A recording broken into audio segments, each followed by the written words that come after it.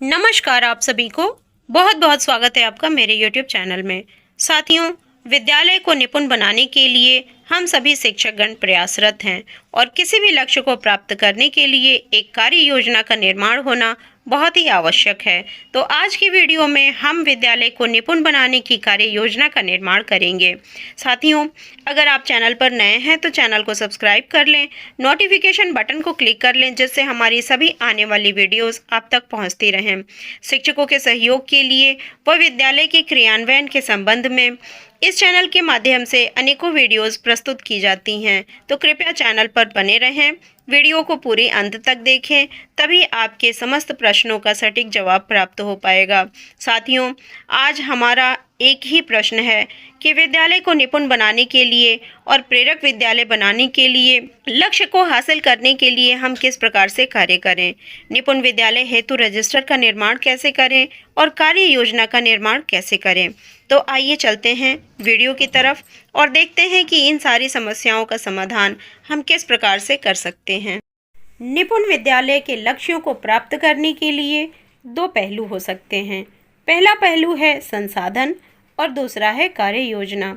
आज के वीडियो में हम इन्हीं पहलुओं पर चर्चा करेंगे कि हमारे पास निपुण लक्ष्य को प्राप्त करने के लिए विद्यालय में कौन कौन से संसाधन उपलब्ध हैं और इसके साथ साथ कौन कौन से संसाधन हमारे पास उपलब्ध नहीं हैं।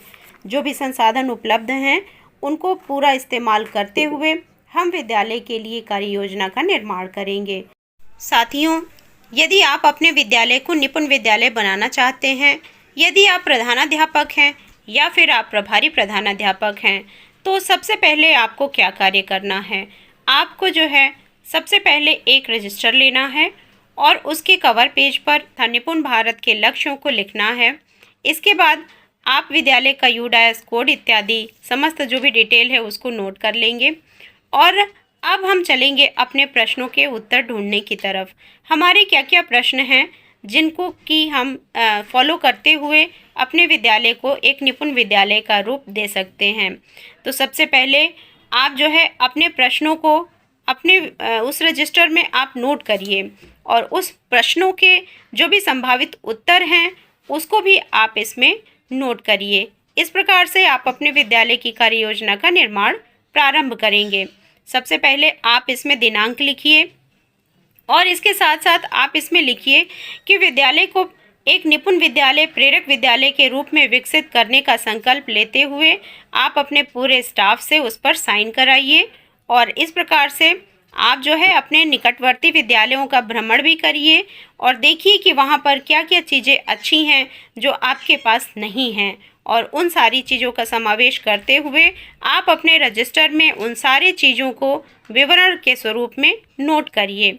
अब जो है आपके पास क्या विचारणीय प्रश्न है। आपका प्रश्न है कि विद्यालय को हम निपुण कैसे बनाएं। तो आप अपने विद्यालय के समस्त अध्यापकों के साथ बैठ करके चर्चा करिए कि क्या आपका विद्यालय सभी अवस्थापना सुविधाओं से संतृप्त है। यदि नहीं तो कौन कौन सी सुविधाएं हैं जो आपके पास नहीं हैं। क्या आपके विद्यालय में बाउंड्री वॉल है, क्या आपके विद्यालय में समस्त शिक्षण सामग्री टीएलएम के रूप में है, आपके विद्यालय में अध्यापकों की संख्या कितनी है, क्या आपके विद्यालय में मौजूद अध्यापकों की संख्या के अनुसार आपने समय सारिणी का विकास कर लिया है, आपने क्या अपने विद्यालय में कक्षाओं का आवंटन कर दिया है और इस प्रकार से जो भी कक्षाएं आवंटित हैं उन कक्षाओं में क्या समस्त प्रिंट रिच मटेरियल लगे हुए हैं, क्या विद्यालय के अध्यापकों ने संबंधित विषयों में आरंभिक परीक्षण प्रपत्र बना लिए हैं, क्या आपने ध्यानाकर्षण शिविर का और फाउंडेशन लर्निंग हेतु शिविर का निर्माण किया है।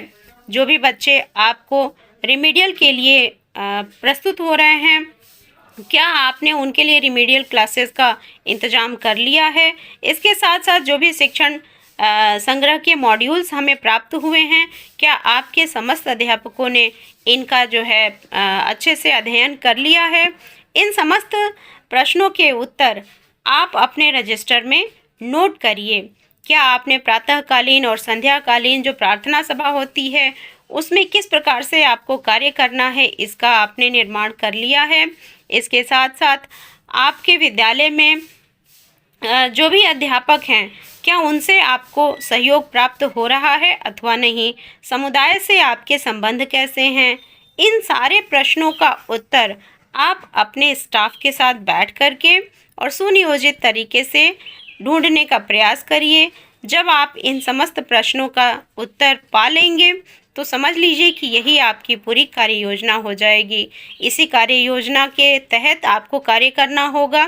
इन प्रश्नों के जहाँ कहीं भी उत्तर आपको नेगेटिव में प्राप्त हो रहे हैं, आपका आशय यही है कि आपके विद्यालय को निपुण बनने में यही बाधाएं हैं। तो इन्हीं नेगेटिव पॉइंट्स को आपको पॉइंट आउट करना है, उनको आपको नोट करना है और उन्हें दूर करने का प्रयास करना है। बस इन्हीं प्रश्नों के उत्तर ढूंढते हुए आप अपने विद्यालय को निपुण विद्यालय बना लेंगे। आपको विद्यालय नेतृत्वकर्ता के रूप में एक ऐसा साक्ष्य प्रस्तुत करना है जिससे कि सभी के अंदर एक सकारात्मक ऊर्जा का संचार होता रहे, क्योंकि सकारात्मक माहौल में ही हम लक्ष्य को प्राप्त कर सकते हैं। अलग अलग लोगों की विभिन्न विभिन्न भूमिकाएं होती हैं, लेकिन लक्ष्य समान होता है। पूरे स्टाफ का लक्ष्य है विद्यालय को प्रेरक विद्यालय के रूप में विकसित करना। शैक्षिक नेतृत्व शिक्षकों के कार्य प्रदर्शन तथा बच्चों की शैक्षिक संप्राप्ति को भी प्रभावित करता है। आप अपने विद्यालय को सुनियोजित तरीके से चलाएं। प्रधान अध्यापक के रूप में आप अपने दायित्वों को समझें और उनके प्रति नैतिक जिम्मेदारी की गहरी भावना भी रखें। विद्यालय विकास का स्पष्ट विजन व कार्य योजना आपके सामने होना चाहिए। स्वयं के विचारों को दूसरों तक पहुंचाने के लिए आपका प्रभावी संप्रेषण कौशल का भी होना बहुत ही आवश्यक है। अपने साथ कार्य कर रहे लोगों को लक्ष्यों को तथा इसे प्राप्त करने के तरीकों का एकदम स्पष्ट विजन आप अपने समक्ष रखिए। टीम भावना के साथ कार्य करते हुए, दूसरों के वैयक्तिक प्रयासों की सराहना करते हुए, उसका सम्मान करते हुए तथा सभी के विचारों को सुन करके उन्हें सम्मान दे करके और फिर आप कंक्लूजन लें। तो इस प्रकार से एक विद्यालय के नेतृत्वकर्ता के रूप में प्रधानाध्यापक या इंचार्ज प्रधानाध्यापक की बहुत ही महत्वपूर्ण भूमिका हो जाती है। आप एक सकारात्मक माहौल का विद्यालय में संचार करें और इन समस्त बातों को आप अपने रजिस्टर में मेंशन करें, पॉइंट टू पॉइंट मेंशन करें और समय समय पर उसका अवलोकन भी करते रहें।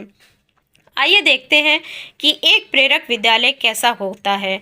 एक विद्यालय जो है वो कैसा हो सकता है कि उसको हम प्रेरक विद्यालय का नाम दें। एक आदर्श विद्यालय में विद्यालय के बच्चों को अभिव्यक्ति के लिए सुरक्षित स्थान प्राप्त होता है, उन्हें अवसर प्राप्त होता है और बच्चे जो भी अधिगम की प्रक्रिया करते हैं वह जो है भय, तनाव और भेदभाव से मुक्त रहता है। रुचिपूर्ण वातावरण में वे पढ़ते हैं। बच्चों को उम्र और लिंग का भेदभाव भी नहीं होना चाहिए। बच्चों के आवागमन पर जो है वहाँ पर एक आत्मीय संबंध होना चाहिए, जिससे कि शिक्षक और बच्चों के बीच में एक अच्छा वार्तालाप का माहौल बन सके। बच्चे पुस्तकालय तथा कंप्यूटर रूम का इस्तेमाल करें। कक्षा में बच्चे छोटे बड़े समूहों में कार्य करते हुए नजर आएं। विद्यालय में समुदाय के ज्ञान का उपयोग करने का भी अवसर प्राप्त हो, अर्थात कि हम समुदाय की भागीदारी को भी सुनिश्चित करें। विद्यालय में एसएमसी होती है और एसएमसी का भी हम पूरा इस्तेमाल करें। उपरोक्त समस्त बिंदुओं को ध्यान में रखते हुए जो भी लर्निंग गैप बच्चों के अंदर है उसको भी हमें दूर करना है और जो भी कमियां हमारे विद्यालय में रह गई हैं उनको हमें एक लक्ष्य बना करके और उन्हें जो है पूरा करना है। अगर जो है आप आवश्यकताओं का आकलन कर लें, गैप का पता कर लें, स्मार्ट लक्ष्य निर्धारित कर लें, कार्य योजना का निर्माण कर लें, कार्य योजना का क्रियान्वयन किस प्रकार से करना है और वह क्रियान्वयन किस प्रकार से हुआ इसकी समीक्षा करते रहें, तो बेशक आप अपने विद्यालय को एक निपुण विद्यालय के रूप में सामने लेकर के आ पाएंगे। बच्चों की नियमित उपस्थिति पर भी आपको प्रयास करना होगा। नियमित अभिभावक संपर्क करें। एसएमसी और पीटीएम का गठन करें तथा उसको सक्रिय बनाएं। समुदाय की सक्रिय सहभागिता भी आप सुनिश्चित करें।